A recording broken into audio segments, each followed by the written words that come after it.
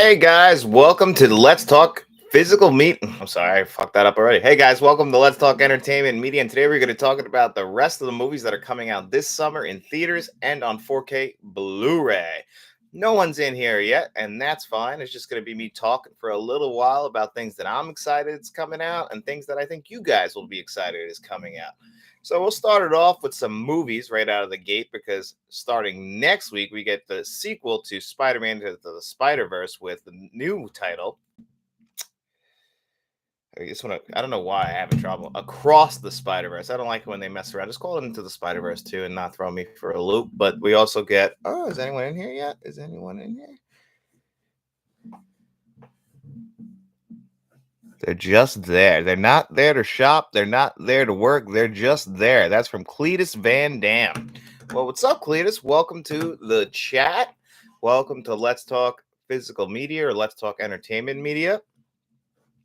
MD's here. He wrote hello. What's up, MD? So we're going to be talking about all things movies for the rest of the summer, whether it be on physical media or in theaters. So obviously the big one coming out next week is Across the Spider-Verse, which I'm very excited about. That should be probably one of the biggest movies of the summer. That was one of the biggest animated movies of all time. One of the best ones that I ever saw. It's definitely my favorite Spider-Man movie.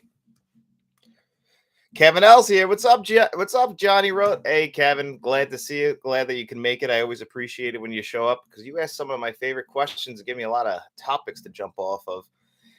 So this week, as far as physical media goes, I have 2 4K reviews I'll be doing. I actually watched one of them last night, and that's what did I watch? The Night of the Hunter, which I had never seen before from 1955. Sorry, Robert Mitchum, which is the guy I always remember from Scrooge. Then I saw him in there, and man, that movie was great. Looking forward to giving you guys the review of that 4K. But I also got coming this week from Criterion, Thelma and Louise, which I haven't seen in forever. So I'm really excited about that one. That's actually that's Ridley Scott who did that one. That's one of his more underrated films, I think. I mean, it was popular back when it first came out in 1990, but I'm really excited to see that one on 4K. Especially since I think that's Ridley Scott's first Criterion release. He usually doesn't have any of his movies released on Criterion, yet he has made some of the greatest movies of all time with Alien and Blade Runner, but he hasn't had any of his movies come to the Criterion channel, which is pretty crazy to me. So we'll be getting that. Unlike Wes Anderson, who has pretty much all of his movies released by the Criterion Collection, except for his last 2 movies, has a new movie coming out in the middle of June, Asteroid City, which I'm really excited about, which has a cast of actors that is just unbelievable, including Tom Hanks in there, which I believe that's the first time he'll be working with Wes Anderson. But you get some of his big guys. He's always got Bill Murray popping up in all of his movies.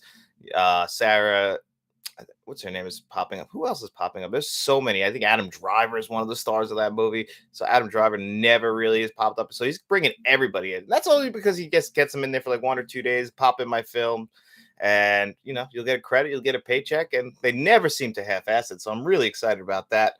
Are you looking forward to the Chucky 4Ks? Well, I only pre-ordered Bride of Chucky, Kevin. That's the only one of those ones that I like. I might go back and get Curse of Chucky and Cult of Chucky, but I will never in my life watch Seed of Chucky again. I can't do it again. I don't have the mental capacity for that movie. That movie was just I don't understand how they put that movie out. It's that bad. It's one of the worst movies that I ever saw. I saw that in the theaters too, and then I watched it again when it came out on DVD because my friends wanted to watch it, and I was just I couldn't take it. I hate that movie. But Bride of Chucky is arguably one of the best, if not the best, Chucky movie or Child's Play movie. So I'm excited about that. And I got to go back and do Curse and Cult. I only did those once, and I liked them. I didn't hate them. I just don't know why I didn't rewatch them. So maybe I'll get those on 4K. But right now, I just have pre-ordered Bride of Chucky. If it's anything like the 4Ks we got last year, which it should be at Scream Factory, they should be really solid transfers. I'm really excited to check them out. But for now, it's just going to be Bride of Chucky. And that, I believe, is July, the last week of July that is coming out. Oh, Frank Rodriguez is here. Morning, John. What's up, Frank? Glad you can make the live stream. I really appreciate you showing up. Oh, and you wrote something. Can't stay long. Got to feed the kids breakfast. Completely understand. Just wanted to say hi. and keep up the awesome work on the channel. Thanks, Frank. I really do appreciate that. Yeah, I guess it's breakfast time. I hope you guys enjoy your meal. I just appreciate you stopping in here and saying hi. That really does, it means the world to me. I just like that. Thank you so much, Frank, and I hope you enjoy your breakfast, man. Do you think Mission Impossible will dominate the summer like last year's Top Gun? And I actually do think that. Now, the trailer actually hasn't blown me away at like the Fallout trailer did. Fallout had that awesome song Friction playing in there that I really think got people hyped up for that movie. And then it turned out to be great. But I'm not feeling that same energy like I did last year with Top Gun Maverick for this movie. I mean, we are still about 6 or 7 weeks away, so I'm sure that the hype train will be going into the station pretty soon, and we'll start getting more and more trailers. But I just watched the trailer again this weekend when I went to the theater, and I was like, it doesn't have that same energy, at least to me, that it did with Fallout. But I do still think as we start moving in and getting closer to it, I do think that we'll actually end up having more people getting more excited for it. I do think it'll be a smash at the box office. I just don't think it's going to be as big as last year's Top Gun Maverick, because Top Gun Maverick is a sequel, a legacy sequel. This one, yeah, it's a sequel to one of the most popular franchises in the world right now, but I don't think it's going to do box office numbers that we got last year with Top Gun Maverick. There's too much competition this year. Last year, there was a lot of failures in its path. So when Top Gun came out, the movies that came out after it also came out this weekend last year. So there weren't as much movies in June, whereas this year it's coming out in July. And I believe it's the week before, it's the Wednesday before. So I think they have 10 days before we get to Oppenheimer and Barbie, which are coming out on the same day as well, which they're doing that a lot this year, I guess, because they were sitting on a lot of movies in June. I think June 16th, we have a Pixar movie with Elemental and The Flash coming out on the same day. So they're just going to be eating each other's business. And that's the same thing with Oppenheimer and Barbie. Yes, you could see two movies in a weekend. I see two movies on a weekend a lot, but that's not the common thing. And you're really going to be splitting people's money so that people are going to choose to either go see Barbie or they're going to go choose to see Oppenheimer. And it's the same thing with The Flash and seeing Elemental. And then what happens is, unfortunately, for like a movie like Mission Impossible, is people aren't going to be going back for multiple views of that movie like they were for Top Gun, because A, it's not as nostalgic like Top Gun was, and B, it's just there's too much at the theater for people to see that they're not going to go see that a second time. So it's really going to be about that's why I think it's coming out on a Wednesday, to try and jump up on making as much money as it possibly can, front load it, and then just hope you can make up a little bit on the back end. So I don't think it's going to do as well as it did like last year with Top Gun, but it's still Tom Cruise, so I'm still pretty sure it'll make $1 billion and be one of the top 3 or 4 at the box office this summer. I'm more worried about how Oppenheimer and Barbie are going to do competing against each other, because I have to see Oppenheimer and I have to see Barbie because Noah Baumbach and Greta Gerwig wrote that movie. Are you looking forward to Strays? I am very excited for Strays. I'm a dog lover. I have 2 dogs myself, and me and my wife always, we just like to screw around. We do voices for our dogs because we're idiots. And it's funny seeing like what these dogs do, how they get mad at the mailman. My dogs are the stereotypical dogs who will bark at the mailman or just any human being that walks by our house. So yeah, we're pretty excited for that. And Will Ferrell's doing the voice, and it looks like we get a little bit of old form Will Ferrell in there. So I'm really excited for Strays. I think that got delayed now. It was supposed to come out, I think, in July. I think it's coming out at the very end of August, which I'm still excited about that, because it's going to be a fun movie. And I think it's R-rated. So we're getting an R-rated dog movie, or at least PG-13. And it looks like a lot of fun. I can't wait to see that one in the theaters. That's one where me and Matt and his fiance, actually at the time it'll be his wife, actually, you guys can see it right over there. That's my paperwork, because I just got ordained, because I'm going to be I guess I'm the minister at their wedding or something like that. So I'm going to be doing the the whole spiel, and you may kiss the bride kind of deal. So I'm excited to do that. But we're all excited to go see Strays, the 4 of us. So I was a little upset when that one got delayed, because we don't get much comedies in theaters anymore. So it's kind of fun. Like this week, I went and saw that new Sebastian Maniscalco, Robert De Niro movie, and there wasn't a lot of people there. And I feel like that movie is going to fail at the box office too, especially going against The Little Mermaid. I get what they were going for. You have an alternate movie for everybody to see, but these movies don't succeed anymore. And that's what really sucks. I really do feel bad for comedies. They just get sent to the theater to die, where they do perform better on streaming, but you guys see how streaming numbers are doing lately. Do you think Air will get a Blu-ray release? I hope so. I still think as of right now, we are at the end of May. I think Air has been the best movie that's come out this year. Right now, you can watch it for free if you have Amazon Prime. But this is a movie that had almost $100 million budget. It would be a beautiful 4K. Yeah, it takes place all in like one setting, but I mean, they didn't spare no expenses. Plenty of drone shots in this movie. It's a beautiful looking movie, well acted. I would love a 4K or at least the Blu-ray release of it so I can add it to my collection because it's gonna at the very least end up in my top 10 of the year. I don't know how the rest of the year is gone, but we're about halfway through the year almost, and Air is still the best movie I have seen this year. I mean, it feels like a throwback to movies we used to get in the 90s. That's what you get when you get Ben Affleck and Matt Damon in there. Ben Affleck directed it, did a great job. I hope we get a physical release of it, but my gut says no. Maybe one day down the line, one of the boutique labels will, put their stamp on it, and we'll get like maybe a Criterion release. That kind of would fit in line with them. Maybe even Arrow Video. One of those would be a nice label to release it, at least for the collectors out there. But unfortunately, like a lot of movies that go straight to streaming, I don't think we'll get that. Sometimes Criterion releases some Netflix movies like The Irishman or that movie that came out a few years ago. Oh, Marriage Story. Speaking of Noah Baumbach and Greta Gerwig, I actually have that Criterion Blu-ray release, even though it's only on Blu-ray and you could stream it on 4K, and I compared them and they're not that different.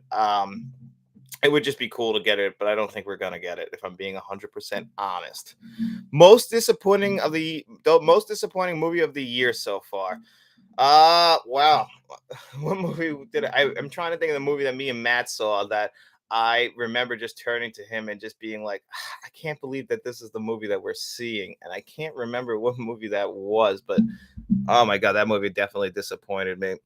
Uh what movie did I walk out of a couple weeks ago? Like, it was all right, just forgettable. Let me go through my letterbox so I could tell you guys what exactly let me down this year. I don't know if you guys have letterbox or not, but I do. You guys can look up John Key 55. 55 means nothing. It was just a number that they recommended to me in an email a very long time ago. And you know what? I loved it. So it stuck with me for almost all these years. Let's see my diary, what I thought was the most. I guess we'll go down. Guardians of the Galaxy 3 was phenomenal. I can't have a complaint about that. Wait, ooh. So yeah, there hasn't been Evil Dead Rise, I think would probably be the most disappointed I actually was this year, if you can believe that one. That's the one I was trying to think of. I walked out of that movie. I was expecting a masterpiece. I don't know why, but I hyped myself up for this because A, it was supposed to go to HBO Max, now just Max. It was supposed to go right to Max and be a direct to streaming movie, but they said that Warner Brothers had all the confidence in the world in this movie. And what we got was a good movie. I'm nothing special. That's what I felt. It felt like just another Evil Dead movie. But the way they hyped it up, and I remember early reviews, people were saying, "Oh man, this movie's one of the best horror movies that you're ever going to see." And it's still a good horror movie. It might just be me overhyping myself because I was really excited. I'm a big Evil Dead guy. I mean, I love the original trilogy of movies. I think they're one of the best trilogy of movies ever. I even like the 2013 Evil Dead. I think that's one of the best movies that came out in the 2010s as far as horror goes.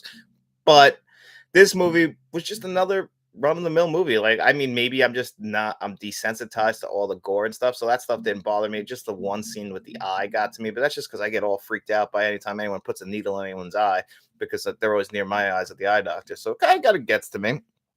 And MD wrote Ant-Man. Yes. Ant-Man was a big letdown, but Ant-Man, my expectations were very low for Ant-Man and Quantumania. I wasn't excited. I think I told you guys I've just kind of fallen off a little bit on the MCU as time has gone on, especially since Endgame. I just feel like they've been just kind of steady, flatline. Like we don't get those ties anymore until we got to Guardians of the Galaxy 3, which I feel like was a breath of fresh air, but it's literally just coming up for air and then going back down because speaking of Marvel, later this summer, we're getting the Marvels movies. The Marvels, with Brie Larson, the girl from the show, Miss Marvel, and I'm forgetting her name, but she was also in the first one. They're all going to be teaming up. And that movie, the trailer just looks downright bad to me. And it just feels like that's more of what the MCU has been, whereas Guardians was James Gunn's thing. And now James Gunn's heading to DC. So we're going to lose that quality of film.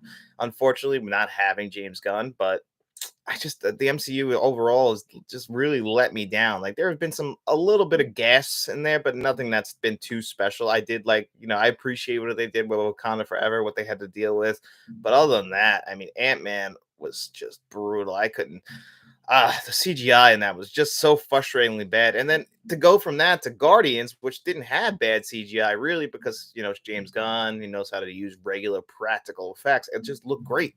So I was definitely very let down by Ant-Man. Are you looking forward to The Flash from Kevin L? Yes, I am. Should I be? I don't know. Warner Brothers is hyping it up as we've seen their people come out and say it's the greatest superhero movie ever. All right, let's pump the brakes there. Is it really? Can anything really ever end up beating like the classics? I don't know about that. Um, Ezra Miller, I'm not a big fan of his, and I'm not really excited about him still being the Flash, but my favorite superhero movie, my favorite Batman movie of all time is 1989's Batman. So Michael Keaton is coming back as Batman. It's not in that Tim Burton world that we have only seen him be in 1989's Batman and 1992's Batman Returns. It's going to be in this world that they have created. Is it going to be as good? Is Michael Keaton going to be as good? No, but I'm hoping to at least get some nostalgic feelings from it. I'm hoping that it's still enjoyable. I think it still will be. We're also getting Ben Affleck's Batman. I'm have my fingers crossed. This is total speculations. I have no idea if this is true or not. Don't quote me on it. But I'm hoping we also get Christian Bale's Batman popping up in there. And then I'll be excited. I might have those like nerd out moments, but as a film, I can't imagine it being great. I'm excited for Elemental. It's coming out that same day. It's just the Flash. I'm worried is more than anything. I don't know what they're going to do. I'm just hoping that they don't ruin my childhood with '89's Batman. Michael Keaton. He's one of my favorite actors ever. He's one of my favorite people ever. So I'll be there just for him. Uh, it doesn't matter if it's the worst movie ever. If I at least get those little moments in there, I should walk out happy. If they don't stick that landing, I'm going to be a little bit disappointed. But my expectations aren't the highest for that one. Definitely not for the summer, but we will see. I will be there seeing it, so we don't got to worry about that. Oh, Faith Williams is in here. That's my wife. Hey, babe. What's up, baby? So, yeah, if you guys haven't watched today's episode yet of Let's Talk Physical Media, she was the co-host with me. So, let us know actually what you think of that episode because we want feedback on everything. We're also this week, because since Matt's been gone, we're trying out new things. So I want to, get your feedback on everything. Guys, don't feel bad if there's something you don't like, as long as you're respectful and you tell me, don't come at me like, cursing. Some people do that, which is messed up. I would never do that. So if you guys have any like complaints, feel free to tell me. I love constructive criticism. I can't get better if you don't tell me what I'm doing wrong, and I'm just always learning, so I'm always willing to. So whatever you guys don't like about today's show on Thursday, hopefully I'll have it finished. Me and Shamrock Balls actually did a recording yesterday for On Her Majesty's Secret Service, so we'll be bringing back our James Bond reviews. So he's going to be doing those with me, and we did our first recording yesterday. Had a lot of fun doing that with him. So anything you guys don't like on the channel, feel free to let me know. I want to improve, so I need your help with that. So anything you guys don't like, feel free to let me know. And Kevin L wrote the top 5 4Ks of the year so far.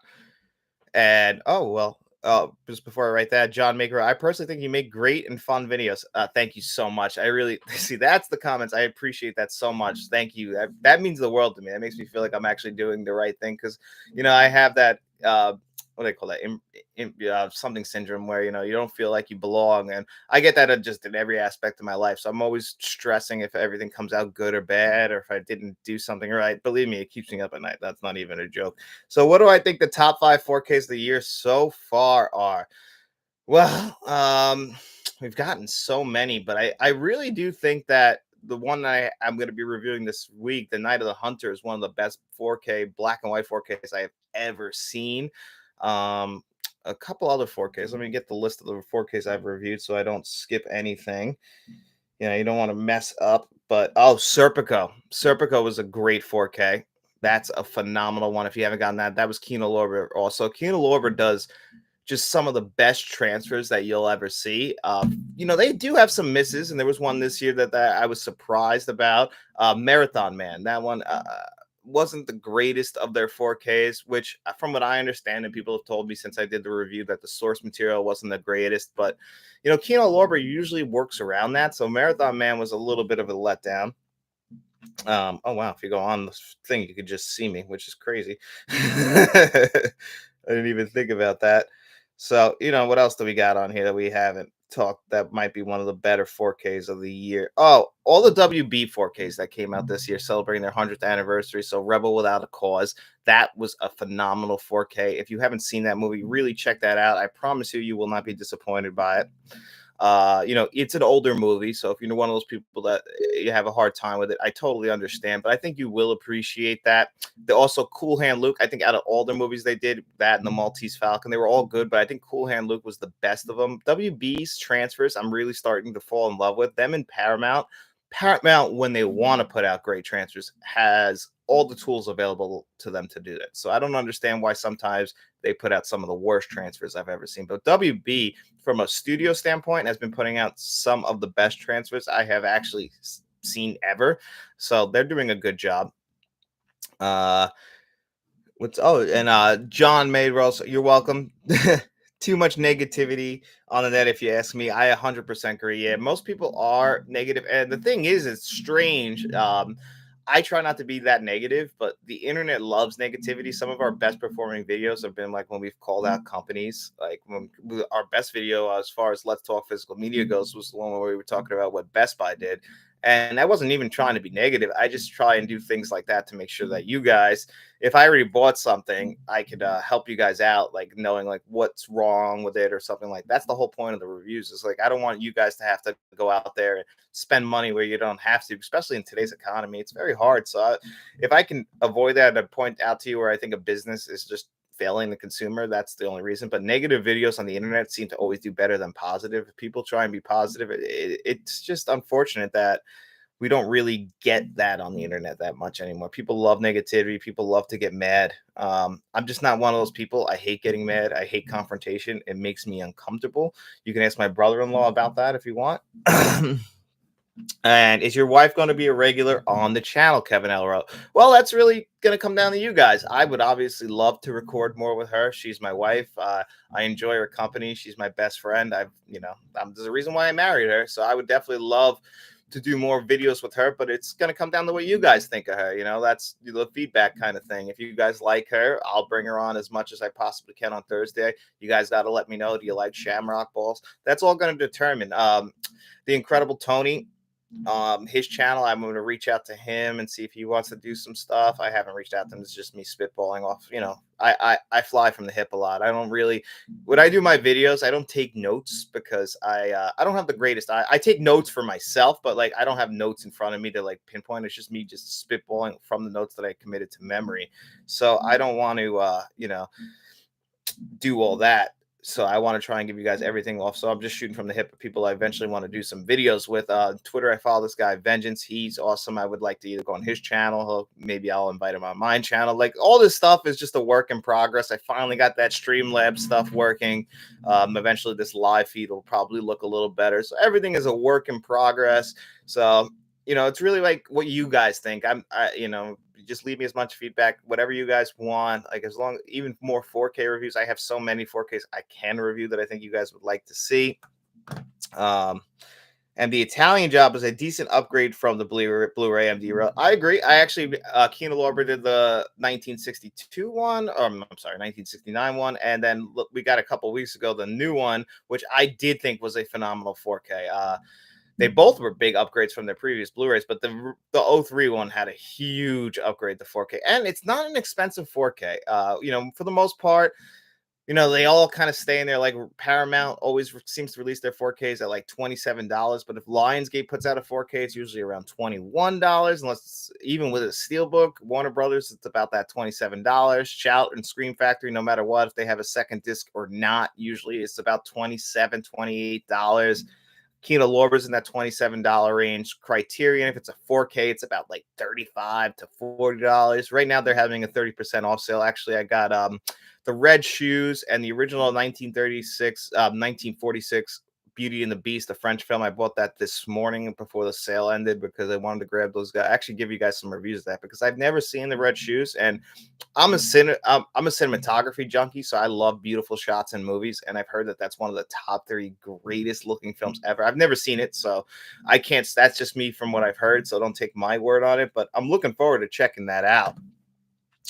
You should get Films at Home on the channel, Kevin. If I can get Films at Home on the channel, that is a dream. Like, Jeff is he's the biggest one in the physical media, in the landscape. He's like the god. He's got over 100,000 subscribers. I don't even have 2,000 yet. We're working our way, but like you got mid-level media. He's got like I don't know exactly what he's got, but he's gotten to work with Jeff. If I can get Jeff, if people reach out to Jeff and tell him that I'm interested, I'll reach out to him.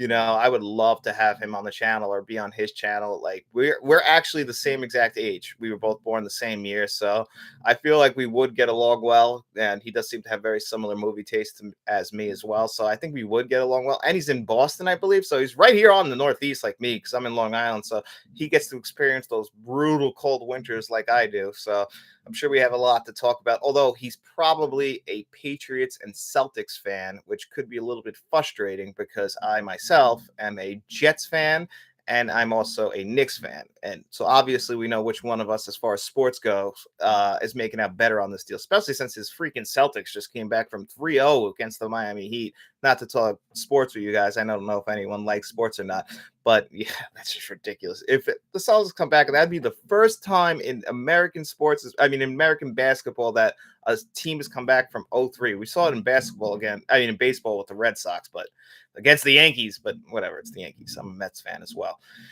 I like the losers, guys. If they're a losing sports franchise, they're probably mine. I don't know. I know how to pick them, I guess, right? um, so yeah, I would love to get Jeff from Films at Home on. He has a podcast too that he's doing now. He's gotten a lot. Mid-level media was on his podcast, and Ken's one of the coolest guys in the space as well. I like to think that the physical media space does have some of the best YouTube channels and also some of the best fans. I think you like you guys. I don't ever have problems ever with you guys in the comments for the most part. You get the random people, but they're not like the usual people. Like I think we have some of the nicest people working around here, and trying to raise awareness for physical media. I see Kino Lorber actually recently. They've been talking about preserving film. That's a big deal. Like, I'm very afraid of losing physical media. I'm very afraid of that. Like, Max has pulled a lot of their stuff that will never go see the light of day again. We saw this earlier in the year. I don't think it was with Disney Plus. They stuff that was on there with that Jeff Goldblum show. Like, it was never released on disc, so now it's just gone. Like, these movies are gone. That's the big thing with physical media is they can't take it from you. So if it was ever released, they can't. If you have one like an unedited version of a movie, like and you own it, it's yours. If you own a movie on Amazon Prime or something like that, like it's cool to own digital stuff. We do a digital code giveaway on the channel. I'm a big supporter of owning it any which way you can. It's just that that comes down to like licensing agreements, and they could just pull that from you. So it's not like you're owning it. When you own something like you have your shelf of movies, that's special. Like that, those are your movies. You could always pull them off and watch them. And it gets frustrating when I see them pulling physical media or pulling movies from these streaming services and not giving us a physical release. I think it's hurtful to the creators, and it's also hurtful to us who might like those movies. Everyone has different taste in movies. Just because you think it's a bad movie and you can pull it, there might be like 5 or 6 people out there who love that movie, and now they're never going to get to see that again because you're being cheap and lazy. That'll always bother me. Are you looking forward to the new Exorcist movie? I am very excited for that. David Gordon Green's directing that. I think it's a trilogy of movies again. I think it's the same exact team. I don't know if what's his name is doing it with him. Danny McBride again, who did the Halloween movies with him. But I am excited about it. I think The Exorcist has not only is the original from William Friedkin. Speaking of which, I think we should be getting a 4K announcement for the original at some point soon. I'm hoping. But I am very excited for the remake that's coming out. Or is it a remake, an original story? I'm not too sure. But I think David Gordon Green did a great job with his Halloween trilogy. Is Halloween Ends good? In my opinion, no. But I really like the 2018 Halloween. I think it's one of the best in the franchise. And I also really liked Halloween Kills. I know a lot of people were really down on Halloween Kills, but I thought it was an original movie. I thought it was definitely something that was playing with the tropes of the Halloween movies, and it was just it felt like it was just going at a very erratic pace. It was fast. Is some of the stuff in that movie stupid? Absolutely. Evil Dies Tonight. I don't understand how that didn't get cut out with Anthony Michael Hall, but it stayed in there. But overall, Halloween Kills is a brutal Halloween movie. I wish they would have kept that same energy with Halloween Ends, but that's not what we got. But I think David Gordon Green will do a good job with the Exorcist movie, and if it's a trilogy of movies, I think it's in good hands. It might end up being bad, but for the most part, I don't think it's going to be. I'm just glad we're getting more Exorcist movies. We haven't had any good Exorcist movies in a long time. I mean, the Exorcism of Emily Rose, what was that, like in the 2000s? That was pretty good. But really, the only two good Exorcist movies that I just absolutely love are the original with William Friedkin, and then William Blatty's Exorcist 3, which also has a 4K that came out this year from Scream Factory. If you guys haven't seen that, that is a really good 4K. There's some scenes in there that look a little rough because they took it for the director's cut, especially. They had to take that, it's rough, really rough footage. So that might be a little jarring to people who might not, but that is one of the better Scream Factory releases of this year. And that's also a phenomenal film if you haven't seen it. One of the best jump scares in movie history. And George C. Scott, I love George C. Scott. Danny McBride is writing the movie. Okay, so thanks, Kevin. All right, awesome. So Danny McBride, that's awesome. I love Danny McBride. I think he's an enigma, man. He's one of the funniest people ever, but yet he's also this down-to-earth writer. I cannot figure out the guy. He has that ridiculous mullet. Eastbound and Down is a hysterical show. Vice Principals. It's just crazy to me that he's this great horror writer. It really makes me happy to see that. Evil Dead is the last movie, wrote DL. Oh, man. Good. Gonna watch a movie. DL also wrote, gonna watch a movie soon. Don't know what to watch. Have so many. What should you watch? I don't know. I don't know what I have lined up on the schedule today. I did a lot of my movies that I had to watch for the week yesterday because I actually wanted to show my wife because if you guys haven't seen this week's episode, she said that she never saw an Indiana Jones movie. So I had to fix that and I'm reviewing them. So I put on The Last Crusade and of course she loved it because The Last Crusade is a masterpiece. So it's summer. So I like to watch movies in seasons, guys. I don't know if you guys do this, but like for me, once May rolls around and the blockbusters are in theaters, I watch the blockbusters at home too. So like it's summer movie season. Once we get to September, then I start rolling into horror season. And then once October's over, now we're in Oscar season. I have to watch some Oscar movies in September and October, but that's when I start to get like the highfalutin movies that I really like. The Criterion Collection is into that. That's like from like November through January. That's it. I'm all in on, the Academy films and everything like that. Oh, Cletus Van Dam wrote good morning and happy Sunday, John. What's up, Cletus? Thanks for being here, man. I really do appreciate that.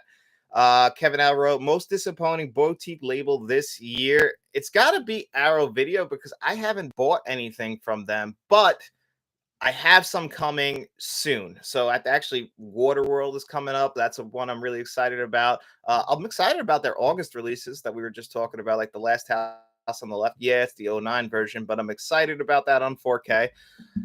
Weird Science is coming. But Arrow Video has been disappointing me since about August of last year, where I just, I live in the U.S., so they're a UK, they're mainly a UK studio, but we don't get a lot of their stuff here. Like Wolf of Wall Street, you got that in the UK where we had the regular Warner Brothers 4K release, and I would have preferred the Arrow Video version, but it seems like they haven't been releasing as much stuff over here as what I'm used to. So I have to unfortunately say that Arrow is the most disappointing so far.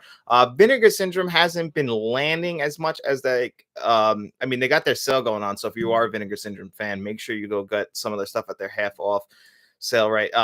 Halfway to Black Friday sale, because they do have some good stuff. And I wanted to get Showgirls, but they haven't lived up yet as much as last year we said that they were the best label.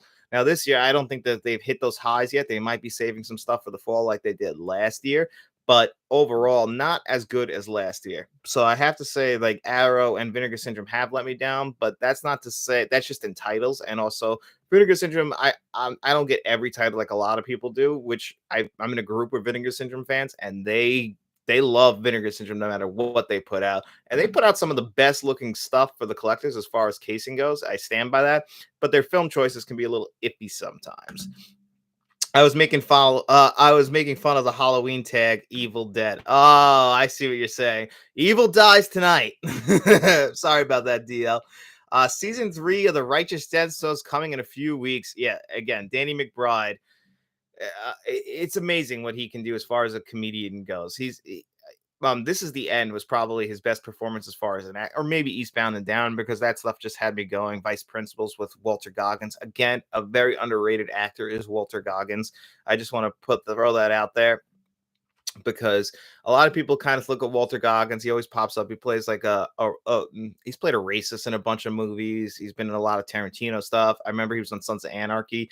He played a transgender girl on there with Tig, and then every time he pops up, he just doesn't get the credit he deserves. He's definitely a phenomenal, very underrated actor. And if you ever seen Vice Principals, he was great on that.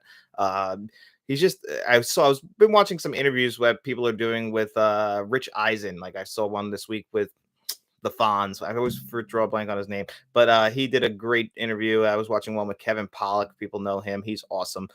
DLRO, I do too. Once I set one set tips, I get into horror stuff. So you do watch stuff in seasons. Yeah, it's weird how that works. I've always been like that. Like I can't watch a movie with snow unless it's in the winter.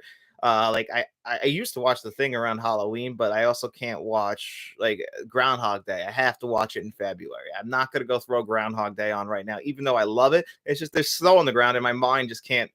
I've always been like that. Like DL also, I think I'm going to watch Crank.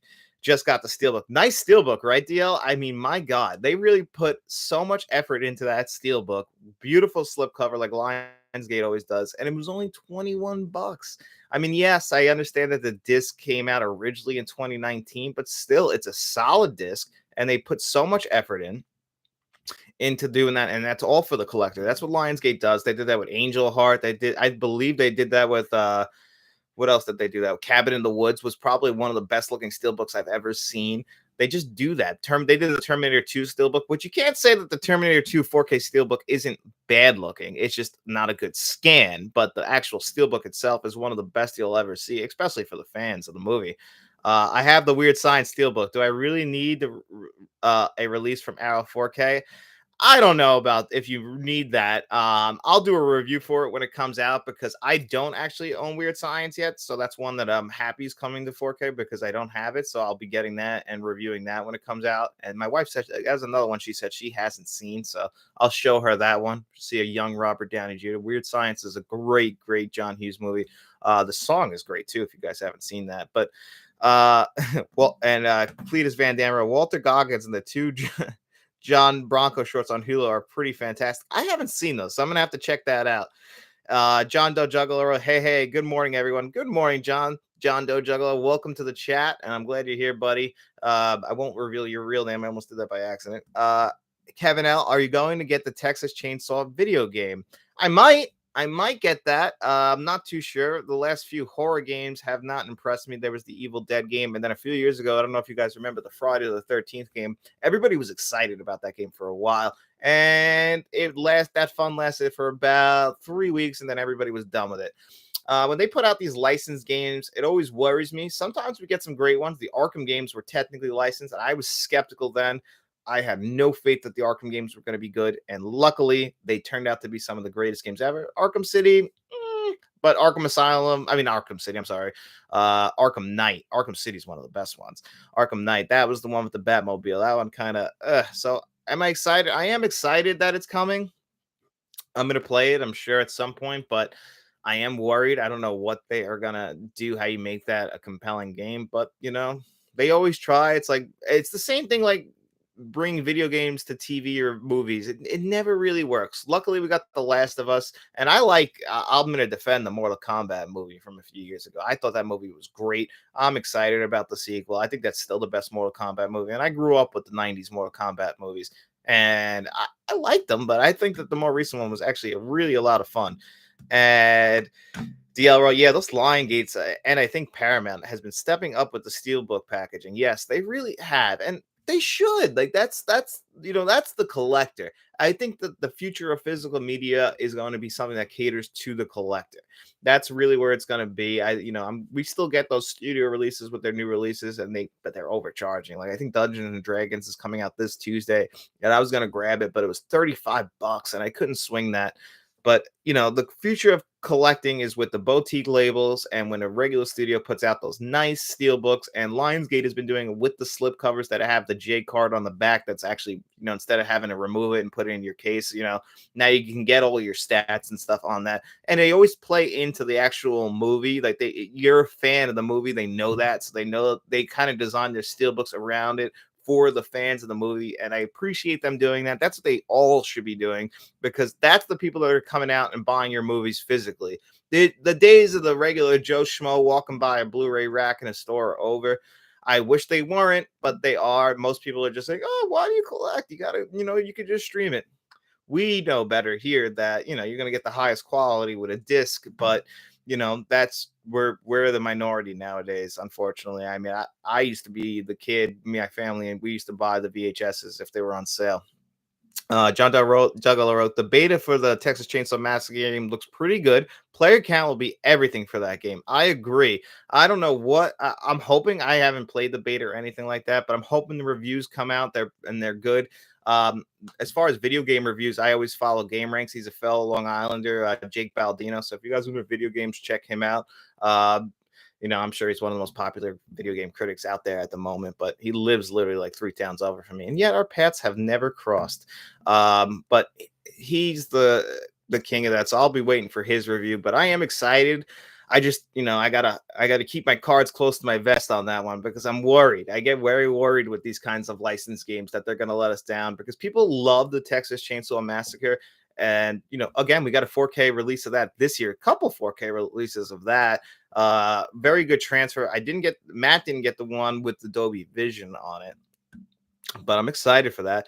They are releasing the new Avatar Steelbook, but are they going to do the first one Steelbook? I think there is actually an Avatar. I'll double check right now, but I think Avatar does have a 4K Steelbook, the original. I could be wrong on that. 4K. Let's see. I'm not seeing it on here. From 2009. Yeah, no release date. Yeah, I get okay. So it doesn't. I could have swore, DL, that I saw that there was a Steelbook announced at Best Buy, because Best Buy does that, like Jaws 2. Groove has it on sale right now for $20, brand new. You can buy the 4K, but for $28, Best Buy does have a 4K Steelbook available for that. I thought I saw one for Avatar. I guess I'm wrong on that. It's weird though that they would do that. I would think that they would release them both in steelbook forms. I'm not too impressed with the box art on both of those, both the Way of the Water and just the original one. They look very plain. I thought they would have did a little bit more, because the big shining star of those movies is how good they look. I would hope that the covers, they would have done that. People love look how much money they made. People love the Avatar movies. I don't. DL also wrote, I don't mind spending $35 to $40 price tag on a new steels, because I see the digital because I sell the digital, which I don't use, for 10 to 12 on day one, especially to friends and people on Facebook groups that want them. That's actually a really smart idea. What's it called? That to do that. I take our digital codes, or my digital codes now, and I use them for the digital code giveaway. But if you could save money like that, also I see people that um take the physical thing, because they only collect digitally. They take the physical and they'll sell it for almost the same price, or sometimes a little bit more, and then they just keep the digital. So if you're a digital collector, I feel like you make out pretty good also. I personally, obviously, I like to have all the physical stuff, so I can never do that. But if you can do that, sell your digital codes, make some money, that's always the way to go. And DL wrote, I live on Long Island too. Grew up in Deer Park. Oh, so I love when you brought up all the food choices on Deer Park Avenue. Yeah, I used to work in Deer Park, actually. I worked for a company called well, I mean, it's Sears Carpet, but they have their main facility is out there in Deer Park. So I worked in Deer Park for a long time. My stepfather lived in Deer Park also, but that was a little bit of a drive for me. So I only worked there for a couple of years. I was like 18, so it's been a very long time. But yeah, I remember cruising down Deer Park Avenue and just having my choice of any fast food that I wanted. And of course, where did I end up? The same place I always end up. Goddamn Taco Bell. So John the Juggalo wrote, I got the Super Mario movie on DVD. I honestly can't believe they're still charging $20 for that curry. It's blurry no matter on the TV. I did see that you had that and that your kids were in love with that movie. I still haven't actually checked out Super Mario Brothers. I'm waiting for the 4K to go on sale, but believe it or not, DVDs are still the highest form of selling physical media here in the physical media space. DVDs still are the biggest. I think it's like 50 to 60% of the market is controlled by DVDs, and then 4K, and then I think regular Blu-rays might be the least now. I think 4Ks did blow by Blu-rays, but there you are, very close, and they are only fighting for a small chunk of the pie each. We are definitely the minority in buying 4Ks, but to charge $20 for a DVD is definitely highway robbery because it doesn't cost that much for them to print those discs. They can easily charge $10 to $12 and still make a profit. But that's just unfortunately new releases. That's what they're going to do. And DVDs, eventually, I think the lowest they'll end up going in their first couple of years is like $7.99. But yeah, I don't understand why they charge so much for a DVD, and because it does look blurry. Now, if you were to go back and watch them like on a PS2 on a CRT TV, it might look a little bit better. But when you put a DVD into some 4K players will upscale it, but you're not hitting those highs. Cletus Van Dam wrote, thoughts on Lionsgate releasing Miramax back catalog, aka Kill Bill Volume 1 and 2, Jackie Brown, and the rumored Dogma.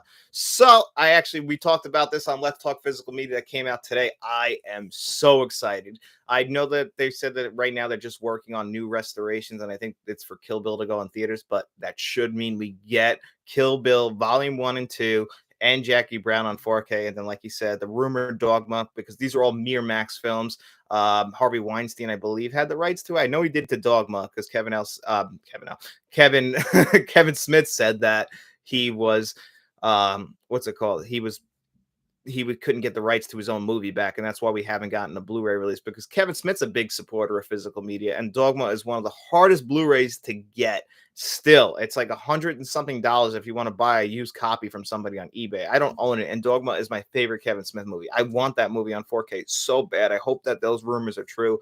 I 95% sure we'll get Kill Bill 1 and 2 and Jackie Brown on 4K within the year. I think probably this fall we'll get Kill Bill 1 and 2. I don't know how long the restoration is going to take, but my guess is in November for its anniversary, we'll get Kill Bill Volume 1 on 4K. There's the possibility we get them both, and I'm pretty sure we'll get Jackie Brown sometime in the first quarter of next year, which is the most underrated of all of Quentin Tarantino's movies, and it's starting to get a resurgence, which really makes me happy because that movie deserves all the love in the world. Kevin L wrote, what do you think will be the big Scream Factory release for October? We're done with the Halloweens. Fingers crossed. I doubt it'll be it, but I'm have my fingers crossed that we finally get a big Nightmare on Elm Street 4K collection. At least that goes up to A New Nightmare. Even if it goes up to Freddy Goes to Hell, I would be okay with that. But I'm hoping that this is finally the year we get an update to the Nightmare on Elm Street collection. We've had that same Blu-ray collection. I want to say it's got to be at least 10 years now. And that needs an upgrade in the worst. The Blu-rays aren't the worst. They really aren't. But we need a new upgrade of that. I understand that the problem has always been the rights. They released the Nightmare on Elm Street show last year, so I do think that we'll eventually get them from Shout Factory on 4K. If we don't get that, I don't know there's the rumor of the Exorcist 4K. I don't know who's doing that. I don't think it's Scream Factory. It could be because they just released The Exorcist 3 on 4K, but I don't think the rights are them. I think that's Warner Brothers, if I'm correct.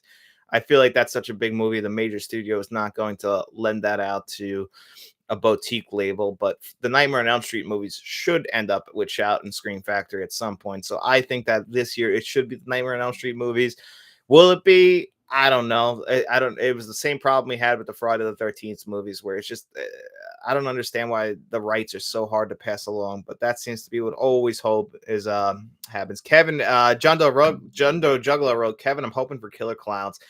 I love Killer Clowns from Outer Space. I hope we do get that. I have it on Blu-ray, and that does need a 4K upgrade in the worst way. And there was rumors that we were going to get that sequel finally like a couple years ago, because a couple brothers, they're also the stars of the movie, made that. And that is one of the most underrated horror movies of all time because it's fun. It's just fun. I love Killer Clowns from Outer Space. If we get that on 4K, that would be a great one to get this fall. I hope we do. Diablo, Taco Bell. I agree. I would rather have that than a fine diner at a top-notch restaurant. LOL. Yeah, me too. 110%. That's my favorite food ever. People really think I'm lying about that, but I swear to God, if Taco Bell didn't destroy your body, I would eat Taco Bell 7 days a week. I've been eating that since I was a little kid, and I've never fallen out of love with Taco Bell. I don't know why, but for some reason, it just speaks to me. And Kevin Alvaro, are you still going to the food segment with Matt being gone? Yeah, we're gonna bring that back. I still want to do wings. We took the week off this week to see what people think of the show with Faith, if that's going to be my permanent co-host or if I'll have a rotating co-host until I find somebody else. So we'll see what the feedback is on that. But that should come back next week. We were going to do it this week, but we're like, we'll see how people feel about it. But I definitely want the food segment to come back. I'm glad you guys like that because I didn't think you guys would, but I enjoy a good meal and we do want to do wings at some point. Uh DLRO wasn't a fan so much of the Kill Bills, but every other Tarantino film I enjoyed very much. I agree with that. The Kill Bills used to be my favorite, my second favorites. Actually, if you go very back to the early days of the channel, it might have been like one of the first 10 videos we ever made.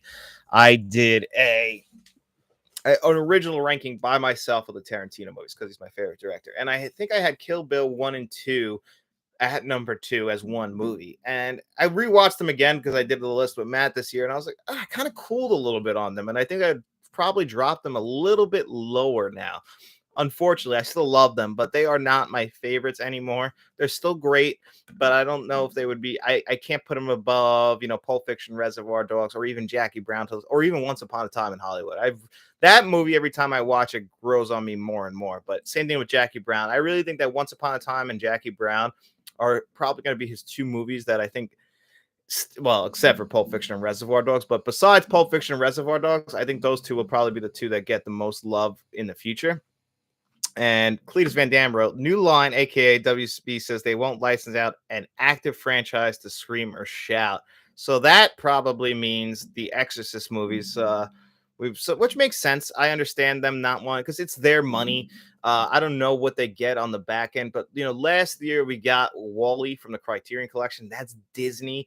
I'm hoping we haven't heard any announcements of any kind of more team ups or Criterion from Disney, but I would have liked more. I would think Cinderella would be a great 4K release from them, especially since if you guys know that the more recent 4K releases of Cinderella don't look like the original animations that came out on DVD. I still think, from what I understand, is the DVD is still the definitive edition of Cinderella. And I think if Criterion gets their hands on that, I think we would get a really nice transfer. It's just they would have to do it. And Disney would have to be willing. So yeah, if Warner Brothers, I understand that it's their money, it's their franchises, they want to make the disc themselves. I just want Warner Brothers to take it seriously and release something that's really catered to the collector. They've been doing a great job of that. I really can't say that they haven't. Warner Brothers does do some of the best transfers. I just don't like when the second Blu-ray disc is the only extras and they don't put any effort into the extras. I don't know how you guys feel about the extras. I've talked to other people who are like me who love the extras. Not everybody is in it for the extras, and I understand that. Believe me, I completely understand exactly what that is. And DR, will Matt be coming back down the road, or is it just a pop in from now in? I do enjoy listening at work on Mondays. Great hour to kill at work and enjoy the conversation. Matt right now, he's concentrating a lot on his, he's got a lot going on. That's really kind of what it boiled down to is, he's trying to become a cop. He's getting married. He's got a house. I got a house too, but Matt, he cares about every little aspect, and he's like almost like a perfectionist in every little aspect of his life. And this just became too hard for him. For me, it's a little bit different just because this is what I want to do for a living. I want to eventually, if I can, be a full-time film critic or reviewer for physical media, but you have to literally dedicate almost your entire life to it. Like I get very little free time. It's almost like having a second job. And for Matt, that was too hard. And I understand, but Matt, I'll still film with him whenever he wants to. I'm not going to pressure him. That was the other thing is like, I was the one that's like making the schedule. And then Matt would, he would have a hard time making the schedule, like being able to film with me. And then it would cause rifts in our relationship. And that's my best friend of like 25, 27 years. So I didn't want this channel to drive a wrench in between us, and I don't think it will.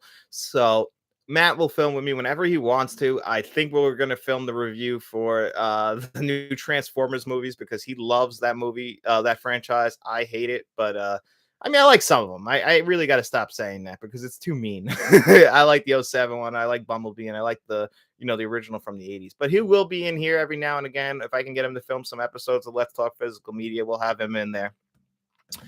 Uh, Kevin Elroy, are you excited for Saw 10? I'm always excited for Saw. I just get let down by Saw a lot. It's just the nostalgia because I saw the original one in theaters and then I went every single year. It became a Halloween tradition until Paranormal Activity came around and took the Halloween tradition away from them. And that's also because the Saw movies really fell off hard after. I think 1 and 2 are the only like really good ones. The other ones are watchable and they're fast. You're in and out. I liked Spiral with Chris Rock from a few years ago. I thought that was a pretty good movie. I haven't revisited since I saw it in theaters, but I thought that was a good movie. I liked what Chris Rock brought to the franchise, and plus, it sounded like he was a fan.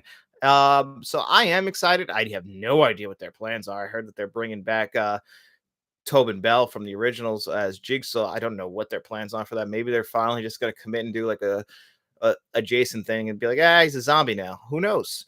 MD Road W already announced The Exorcist and Enter the Dragon 4K for 100th anniversary. Just no release date yet. Of course, they announced Enter the Dragon because I just rewatched that a few weeks ago. So why wouldn't that come to 4K? So I'm gonna have to get that at the when that comes out. But yeah, I assume those will be fall releases. Probably, definitely, Exorcist should line up with the Halloween if they want to make all their money. That would make the most sense. Enter the Dragon, I could see coming out like September. That seems like the best, but I didn't know that about Enter the Dragon. But so I'm excited about that. John Doe Juggler wrote, one of my favorite things about the Nope 4K was that it actually had special features on the 4K disc. So, you know what? Hold on a second. I got to grab my Nope 4K because there's something that bothers me about that. I do love Nope 4K. It's one of my favorite 4Ks from last year. It's one of my favorite movies from last year. I just cannot. I don't understand what happened, but this really bothers me. Look at that. I don't know if this bothers you guys, but I don't understand. You have the 4K logo on here, and they just took the slipcover and just copied it onto the sleeve. But they didn't even remove the 4K Ultra HD logo on this packaging, and so it's just doubled up on top. I don't know why. It gets to me. I will preach about that forever. It drives me absolutely insane. I don't know if that bothers anybody else, but that bothered me so much. It's such a minor complaint. I believe me, it doesn't take away from the disc, the packaging. I mean, it takes away from the packaging. It doesn't take away from the special features, which they did do a good job on. But yeah, that drove me nuts. Cletus Van Dam, you're doing an excellent job, man. Don't let the bump in the road slow your momentum. I had a short-lived podcast about 10 years ago before my best friend bailed. Thanks, Cletus. I really do appreciate that, man. Now that I set up the Streamlabs, I can always have guests on. So if people want to talk about movies with me, so I can find like other people, other podcasters. That's why I got the new mic to try and make everything a little bit easier so that I can have other people on. So I'm not as dependent on Matt. My wife is fully into this. Like she's a big movie fan too. She just gets nervous about the camera. I never had a problem with public speaking or being in front of a camera or being in front of a crowd. I'm sure you guys all remember being in elementary and middle school and high school when they would do book reports and everybody, would always never want to volunteer. I was the first guy to volunteer, not because I was proud of my work. I just like to get in front of a crowd. I mean, I would still fail the project because I didn't take it seriously, but I just had fun talking in front of people. But, not everybody does. And I totally understand that. I might be a psycho, but yeah, John Doe Juggler wrote, yeah, the sleeve is a bit annoying. Yeah, it just bothered me a little bit. I can't say anything bad about the actual disc though. It's just that I don't know why that got to me, but from the moment I opened it, I was like, I thought it was a printing error, but they're still printing it like that. MD wrote, yeah, that's why that bothered me. That's why I got the Steelbook. Do you think the missing Saw movies will come to 4K? So yeah, that Steelbook I did want. I don't know why I didn't get the Steelbook because that also was the really nice Steelbook where it had like that, the big square, which turns out this is a slight spoiler. The creature, we'll call it, is that, and I think it always looked like the front of a camera, which I think that was kind of part of the reason the movie is all about spectacle. And do you think we'll get the rest of the Saw movies on 4K? They just released a new collection last year. and they just kept the movies that were already on 4K in that collection, and they're all over the place. What do we have? Saw on 4K, we have Jigsaw, and we have Spiral. And I think that's it. I have all of those on 4K separately. I have all the Saw movies in that old collection that came out a few years ago, but other than that, I don't have that. Um, I don't think we'll get them because they just released that collection last year with the reverse bear mask. And I don't see a chance of them ever giving them all to us, which is a shame because they should, because people do love those movies. Got it off Groove for $10. That's not bad at all.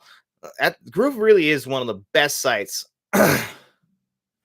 John Doe Juggler, have you thought about joining other channels' group streams before? Yeah, I mean, I just got to put myself out there. If people reach out to me, I don't know if you guys follow me on social media. Like, I'm not the best with like Facebook and Twitter. I just got the password from Matt for the Instagram, so I'll try using that more. I've started putting clips up on TikTok. Not the best person on social media as far as like reaching out to other people. It's just I always feel like social media itself, it's like navigating a minefield, and there's always just people like fighting with each other and stuff like that. So I don't go on it that much. I usually like to talk to you guys mostly in our comment section because it's more positive and everyone seems a lot nicer there. But when I go on Twitter, it's like I mean, you just see some things.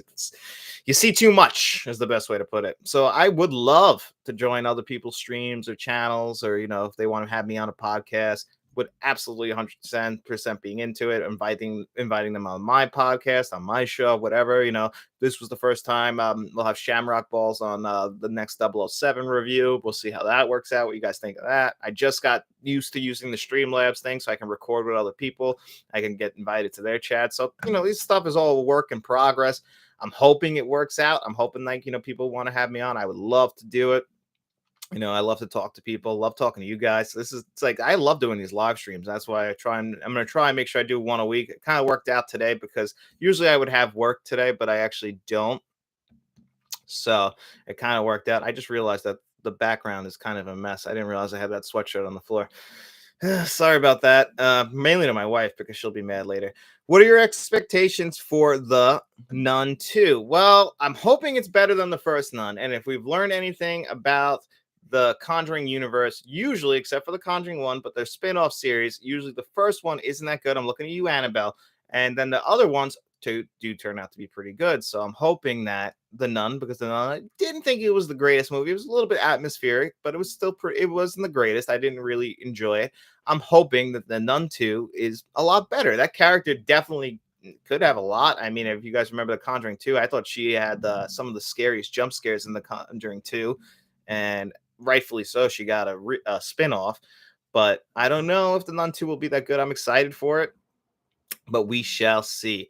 Got it off of Groove for $10 is an absolute steal, by the way, MD, because that is definitely worth more than $10 as far as quality goes.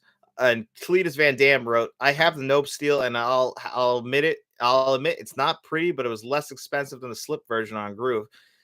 So yeah, I see. I haven't seen the Steelbook in person, but it has to be better than that, the slipcover version. Either way, or I think you go to Nope because it's one of the best films from last year. I wish they would have done a little bit better on the packaging, I guess, in both versions, based on what you're saying, Cletus. But for that price, it's definitely a steal because it is a high quality disc. You get those IMAX scenes in there. That was the big part of shooting Nope, was with the IMAX cameras. It looks just absolutely stunning. It's a movie you could study, I think, for years. I know people don't like it as much as his first two movies, like Us and Get Out.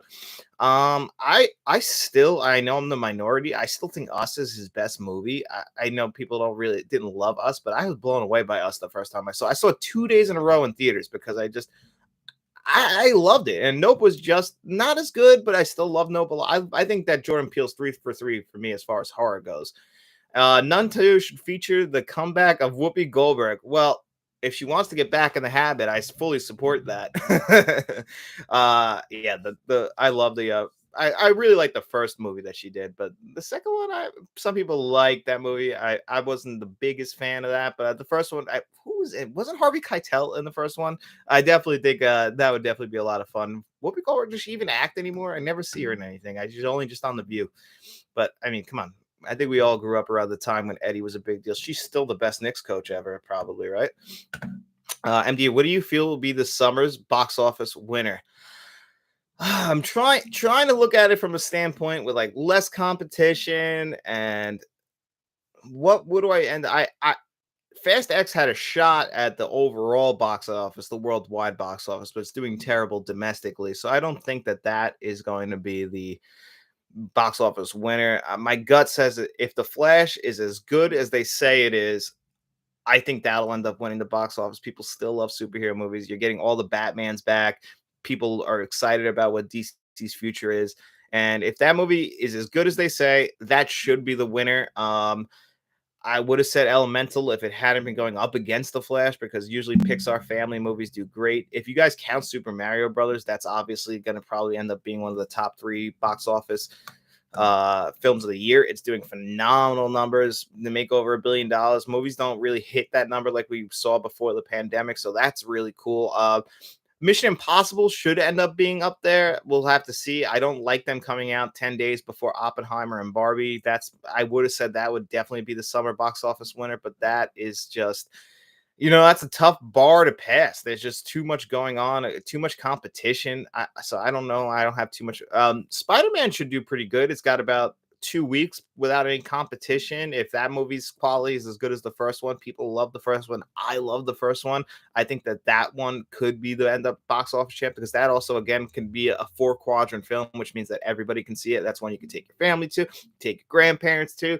It's a superhero movie. So Spider-Man, again, it all comes down to quality and word of mouth. That's the big thing now in 2023 is people aren't going to waste their money. It's like it costs an arm and a leg to go to the movies. People aren't going to spend their money on a bad movie, especially if they hear it's bad. But if Spider-Man and Mission Impossible are as good and The Flash, those should be the top 3. I'm just not too sure if you guys count Super Mario Brothers because I think at the end of the day, that is probably going to end up being the best moneymaker for any studio this year. And rightfully so. Even though I haven't seen it, from what I understand, so many people were happy with that movie. It's exactly what they want. And family movies should always do the best. I mean, I grew up, I always loved to go to the theaters. And if you can introduce your kids to movies, a movie like Super Mario Brothers is the perfect movie for that. And John Doe below Whoopi. Whoopi was in the new rendition of The Stand. Was she really? That's awesome. I'm glad to see that she's still acting. Big Whoopi Goldberg fan as far as the actress. Like I love her performance in Ghost. It's one of my favorites ever. She won the Academy Award for that. I mean, Whoopi Goldberg back at The Color Purple. She can act. I didn't see The Stand yet. She just doesn't really act anymore, which is a shame. I love her. SM summer box office, summer movie box office winner for sure. Thanks, Cletus. Yeah, definitely. And Kevin L wrote, Nope was great. My favorite scenes were with the killer chimpanzee. I wish I could see a movie with a killer chip now. Well, there's plenty of Planet of the Apes movies for you to check out. So if you want to check those out, I don't know if you've ever seen the 70s ones. Some of them are good. The original is obviously a classic. I like the trilogy that came out a few years ago. I heard that we're getting a 4th one. I don't know if Matt Reeves is coming back to direct, but yeah, those scenes, those are the ones that people complain about the most because they don't make sense. And I think that's kind of the point. I think you're supposed to try and understand how that relates to the rest of the movie. I think the whole chimpanzee scenes in Nope, I think we're trying to show us what our obsession is with, things like that when they happen. Like that's kind of people were still talking about that to Stephen Yen's character about that chimpanzee in the show he was on and how that chimp went crazy.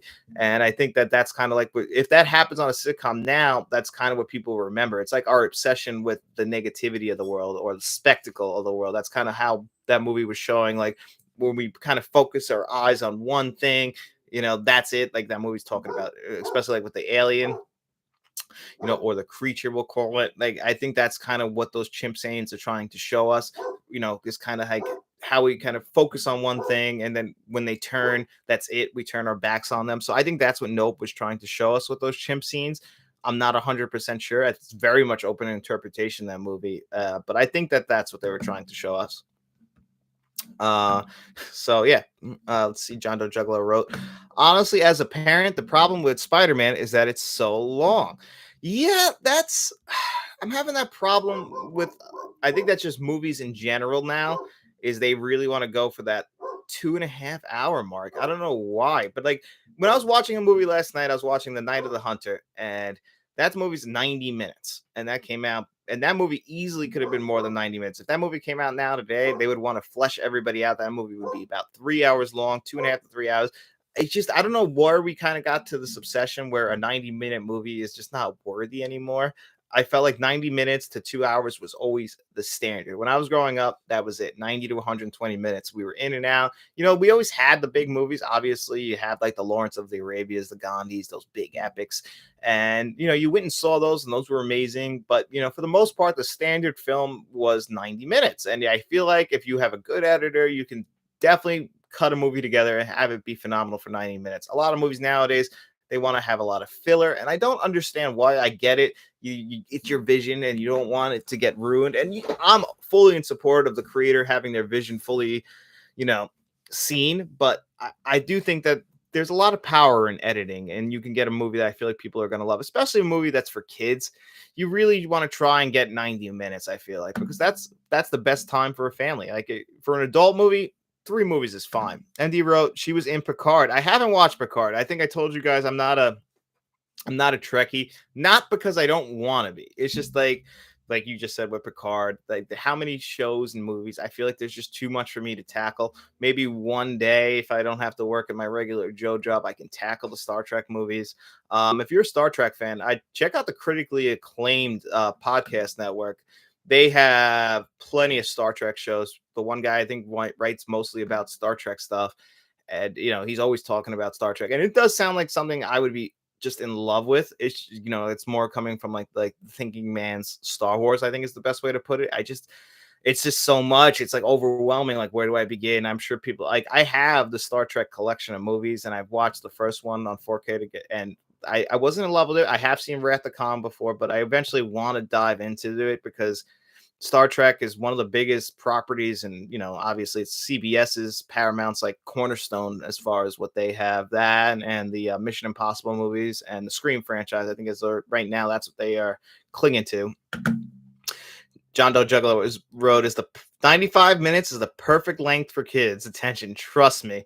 Yeah, that sounds about right. I mean, I was a kid once. I had a terrible attention deficit disorder as a kid. Most kids, it's just that's it. It's their high energy. That's always what they have. And yeah, getting a kid to sit down for like a 2.5 hour movie, you just don't do that. So 95 minutes is perfect. My one good friend Frank, he just took his daughter to see The Little Mermaid last night. That was her first movie. I haven't asked what he said, how it went with her, but I mean, I know he was worried about her fidgeting the whole time. That's why we waited. I think she's 6 years old, and this is going to be her first movie theater experience.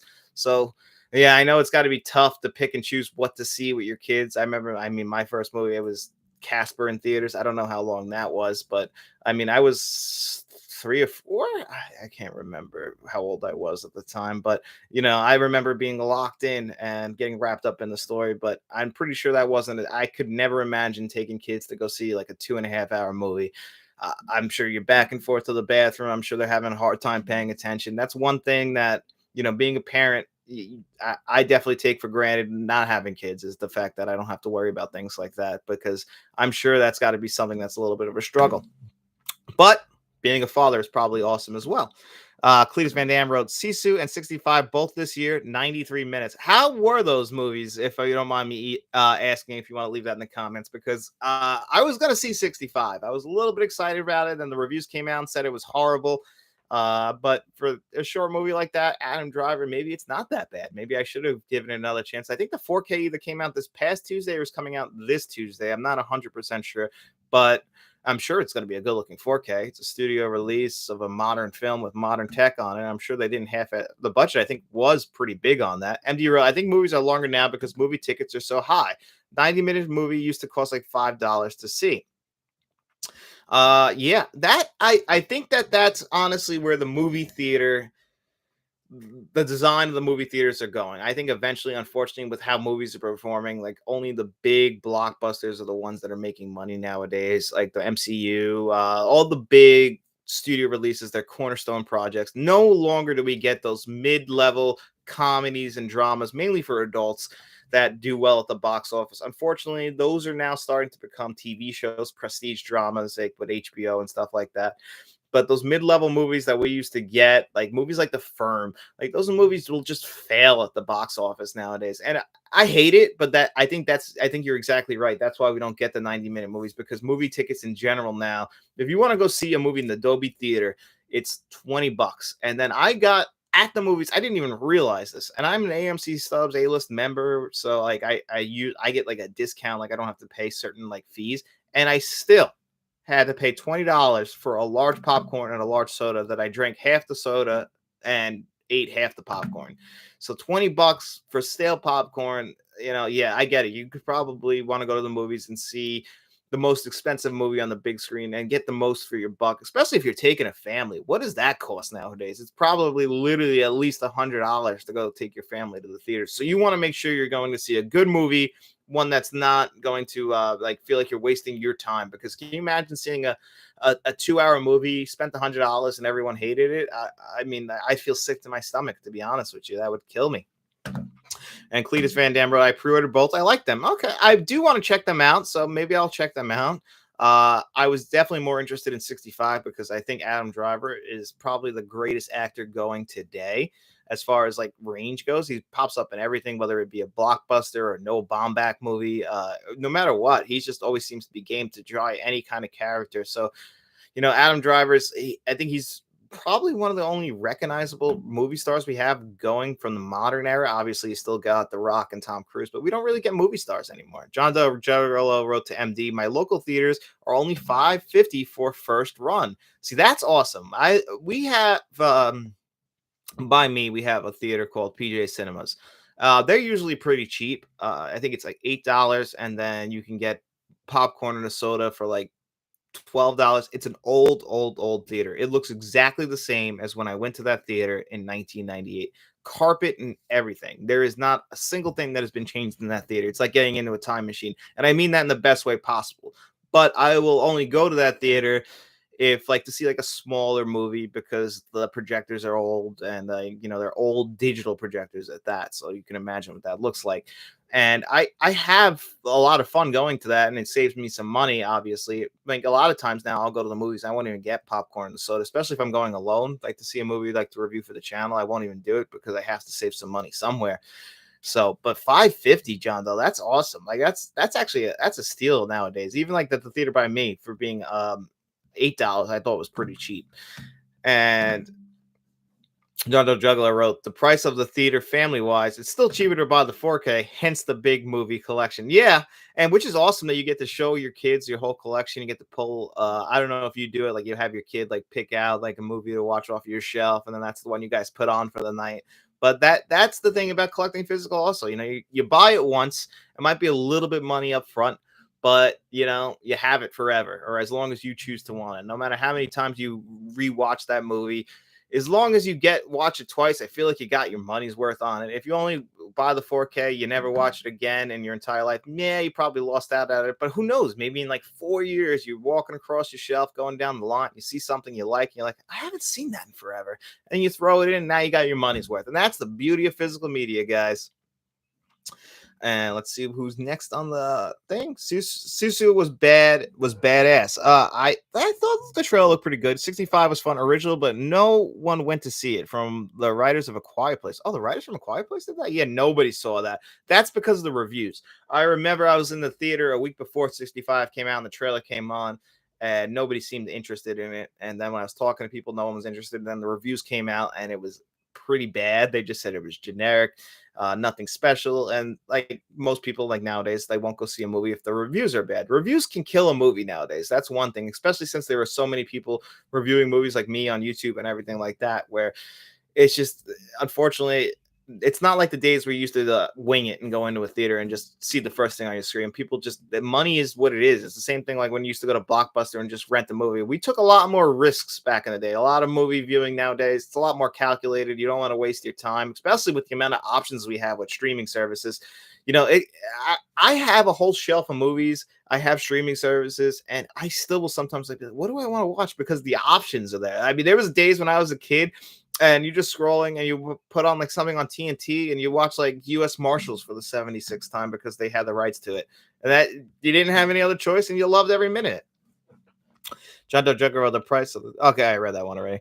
MD wrote, cost $60 for me and my wife to see Avatar 2 in IMAX, no food, plus it's 2 hours away. Oh my god, MD, that's brutal. I'm sorry about that. Yeah, that's very, and that's the thing. Regular tickets to like an IMAX or Adobe Cinema before, like if you're an AMC Stubs member, they take those fees off, but they put these sneaky fees in there. I believe it's like 25 bucks here where I am for Adobe Cinema, non-matinee time to watch a movie. So that's probably around 65 bucks is after tax. And if you want food, forget it. You might as well sign a deed over to your house or give them the deed to your car. What do they call that? I don't know, the pink slip. Might as well give that over because that's ridiculous what they charge to see these movies in theaters, and it makes it almost worth it to wait for the 4K.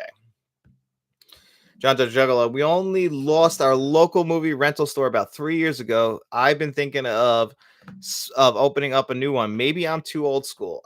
You see, I was thinking about that for a while, in the sense that wouldn't it be cool to open up like a rental place like what we used to have? I would love that, but I just don't think we get that anymore. Unfortunately, I think it would do well in the short run. I've kicked this idea around to myself in the sense that I think that people would get nostalgic, but then they would stop coming. But maybe if you put your own like movies out there, it would be really cool. I think that that's something that could come back. I wish it would come back. I love the fact that I used to just love it when we used to be able to go to a store, just walk around looking at the box art. That's why I love box art and I love movie posters. I think that would just that's something I wish would come back. I would love a video rental store to come back. Even if I like, if it's your own collection, you let people rent from you. Hopefully they bring it back.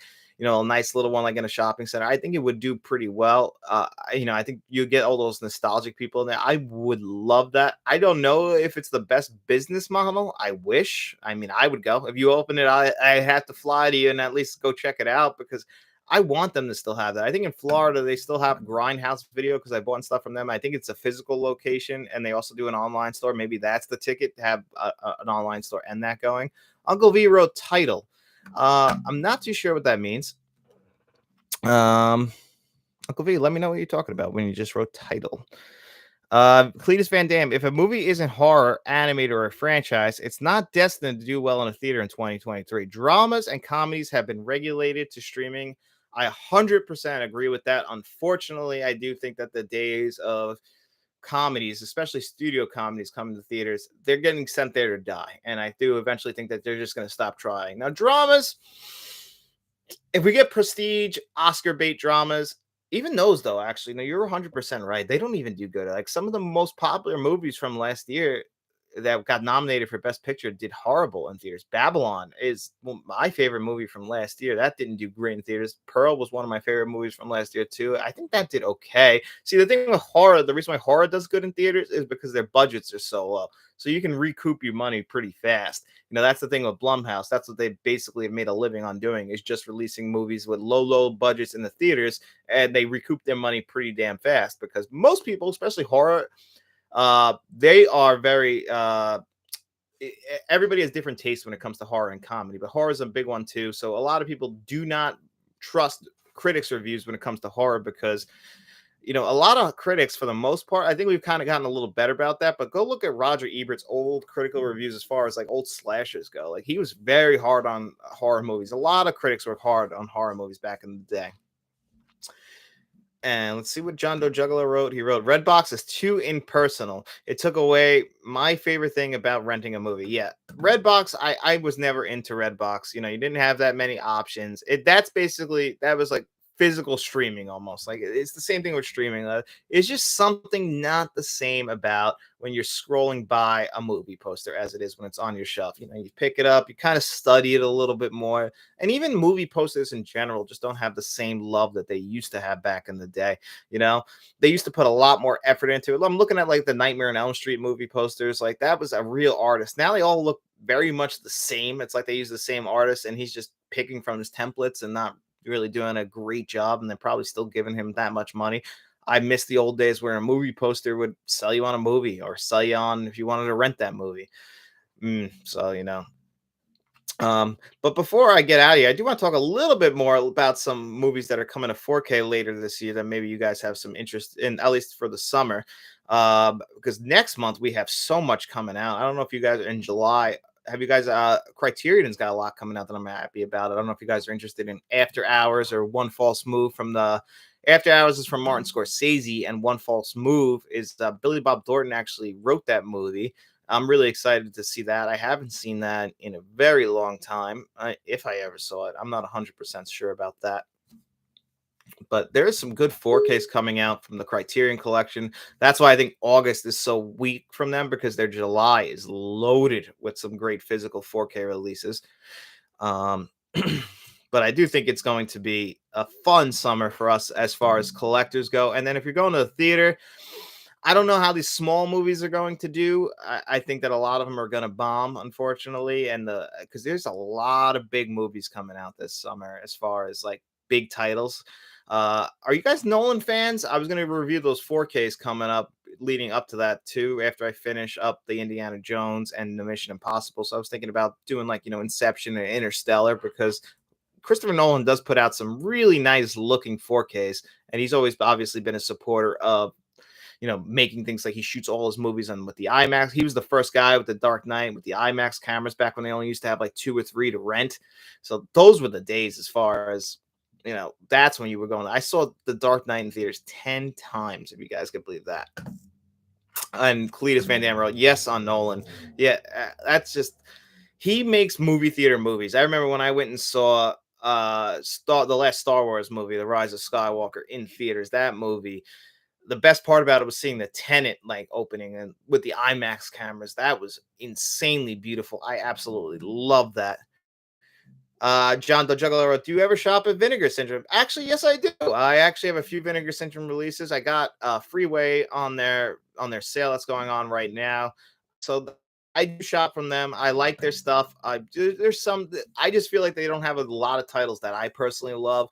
Like there's a lot of like low budget horror gritty movies in there that aren't my personal favorites. That was actually something that was more of Matt's thing, where it's like I like a lot more of like the highbrow dramas. So sometimes that's why I'm more like I shop from the Criterion Collection, I would probably say, as far as my favorite boutique label.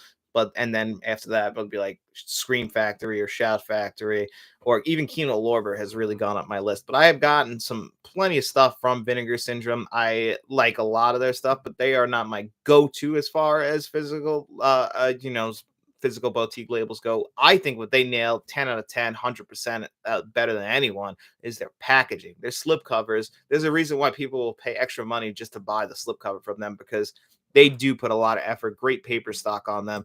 They are definitely some of the best when it comes to packaging goes.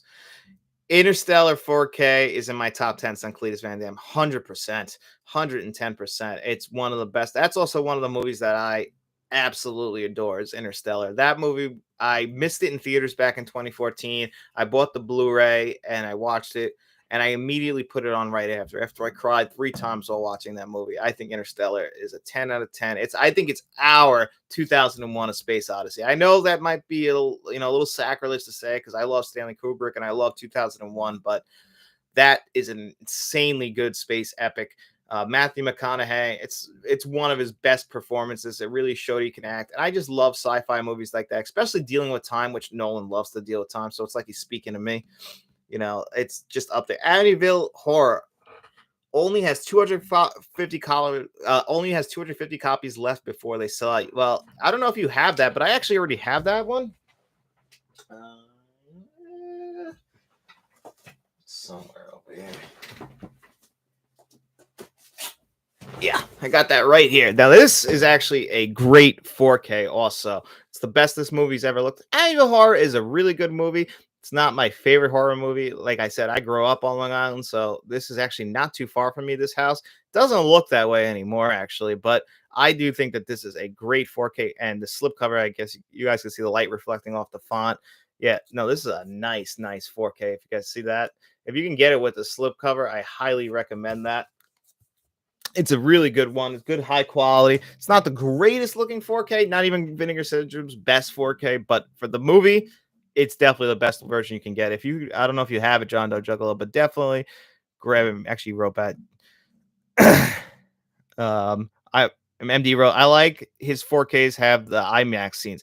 Yeah, and if you guys know Disney, Disney has shot a lot of their stuff on IMAX, but you only can get those IMAX scenes on Disney Plus, not on their physical 4Ks, which is why both Matt and I stopped buying their 4K releases because the better one, the only time I can honestly say the stream is better is Disney because they concentrated on their stream and they are purposely going out of their way to unfortunately screw over the physical collector by not giving us the IMAX scenes, whereas Christopher Nolan has on all of his 4Ks. Well, I guess it's Warner Brothers and then it'll be Universal now, has given us all of their IMAX scenes on the discs so you can watch them all. And he started using more and more as time went on. Like he only has like a handful of scenes in The Dark Knight. And then once we get to like Tenet, it's like half the movie to three quarters is shot on IMAX because it can be jarring when you go from the IMAX scenes that look beautiful to back to widescreen perspective or 2.39 where the black bars are on the top and bottom and the resolution dips just a little bit. You'll notice it for sure though, and your eyes will take a second to adjust. And John Doe Juggalo, dude, I suppose I should bust Interstellar open and finally watch it. If you have that 4K John Doe Juggalo, 100% I can recommend that. I absolutely think you will love it.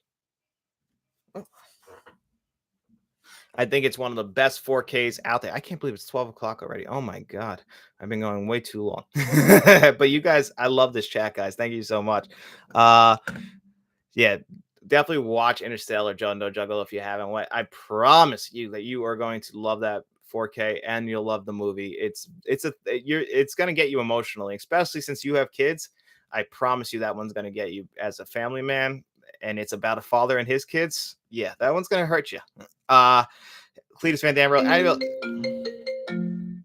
Amityville Horror 4K and the Changeling 4K. Great double feature. I have to get that 4K. I heard that one's great. I was just talking about the Changeling the other day because I need to rewatch that. Maybe I'll buy that 4K and rewatch that because people have been saying that that's their scariest movie they've ever seen, and I'm like, I don't remember being a scarier, but I need to rewatch it. John, oh, I totally ordered it with the slip. I'm excited to eat. I'm excited for it even more now. Oh, you're gonna love that, John Doe. When you do get that Amityville Horror 4K and you watch it, the one right there, let me know what you think of it. I'm very curious about that. What you thought of it as well, because it is that was I want to say that was my first vinegar. I don't know if it was my first Vinegar Syndrome release, but that was one I was probably the most excited for. MD or Dolby Vision, the stream only as well.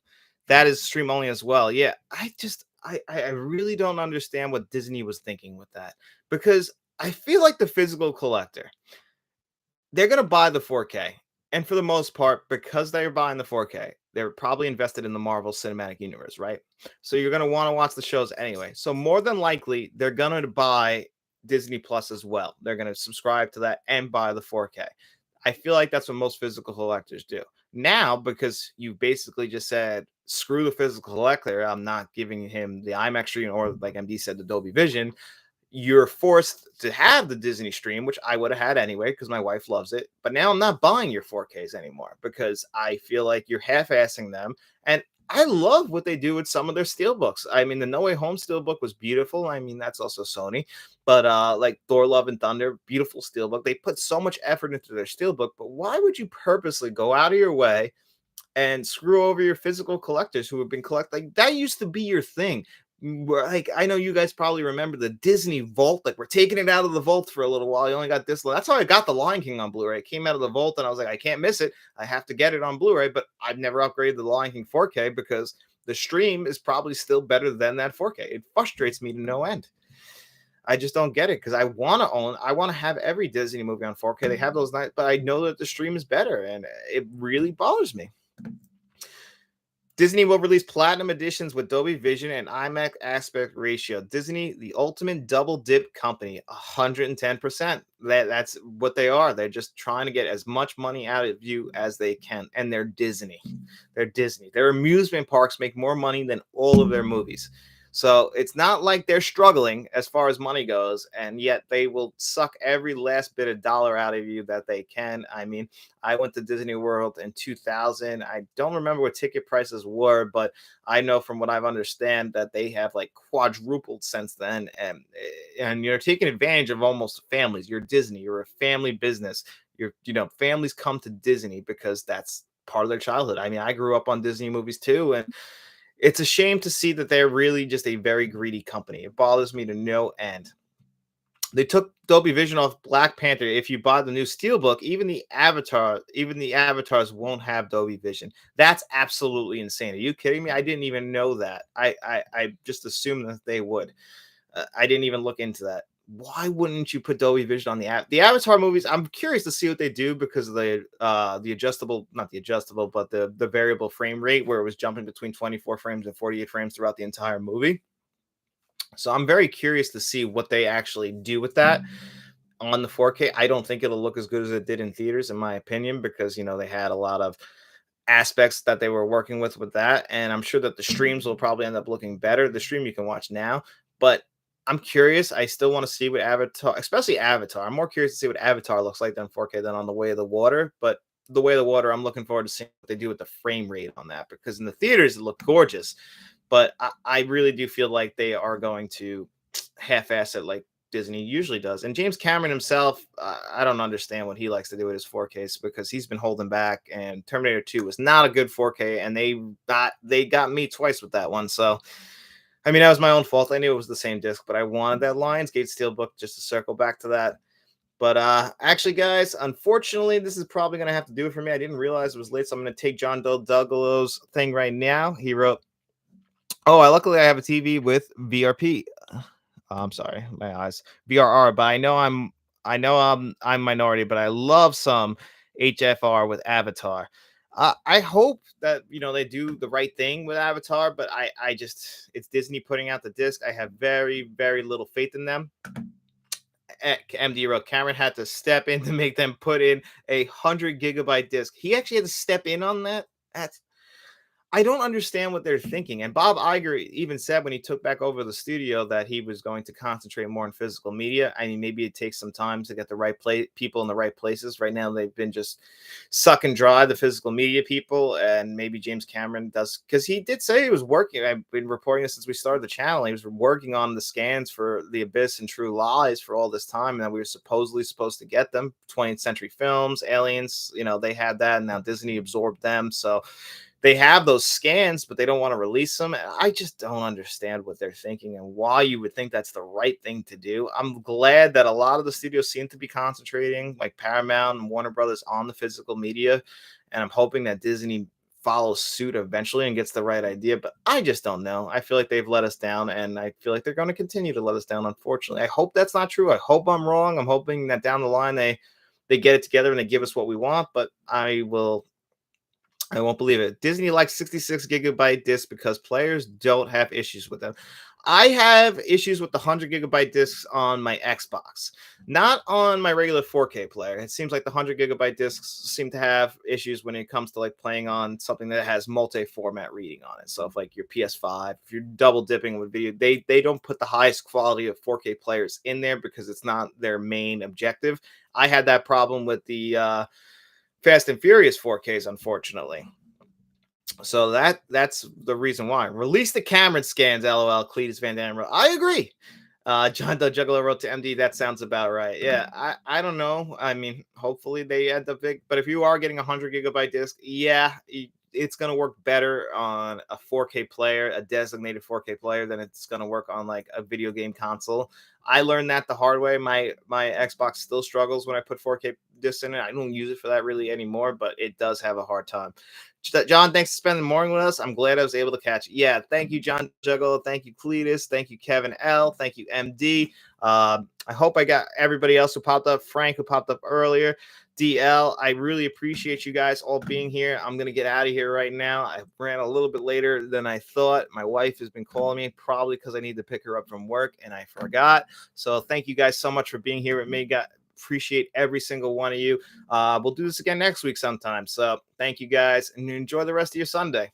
And happy Memorial Day if you guys are Veterans Day and live in America. So I'll be seeing you around.